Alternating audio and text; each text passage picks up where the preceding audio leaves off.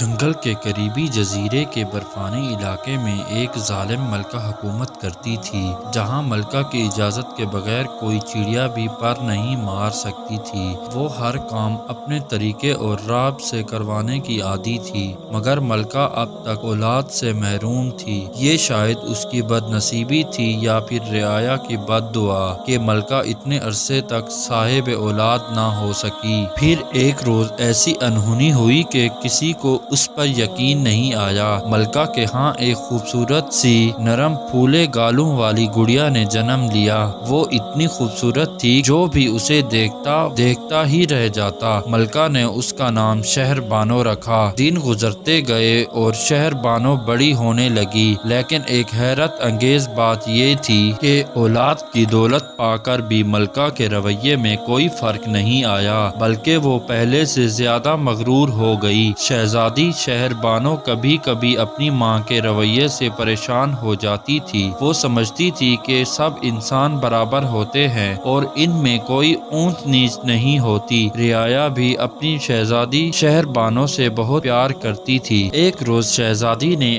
اپنی ظالم ماں کو سبق سکھانے کا سوچا اور پھر اس نے برفانی جزیرے میں برف کا مصنوعی طوفان پیدا کرنے کا فیصلہ کیا تاکہ ملکہ تمام چیزوں سے محروم ہو جائے، اس میں بھی محرومی کا احساس پیدا ہو۔ اگلے روز ملکہ اپنے وزیر کی کسی غلطی پر گرج رہی تھی کہ محل کا دربان پریشانی کے عالم میں ملکہ کو طوفان کی خبر دینے پہنچا۔ یہ سن کر وہ سخت پریشان ہو گئی۔ اب تو اسے اپنے سب ظلم یاد آنے لگے جو اس نے رعایا پر ڈھائے تھے۔ ادھر طوفان بڑھتے بڑھتے محل کے دروازے تک پہنچ گیا تو ملکہ اپنے رویوں پر لوگوں سے معافی مانگنے لگی اور آئندہ کسی پر ظلم نہ کرنے کا عہد کیا۔ شہزادی شہر بانو نے جب یہ دیکھا تو اس نے مصنوعی طوفان کو ختم کر دیا۔ پھر اس جزیرے پر لوگ ہنسی خوشی رہنے لگے۔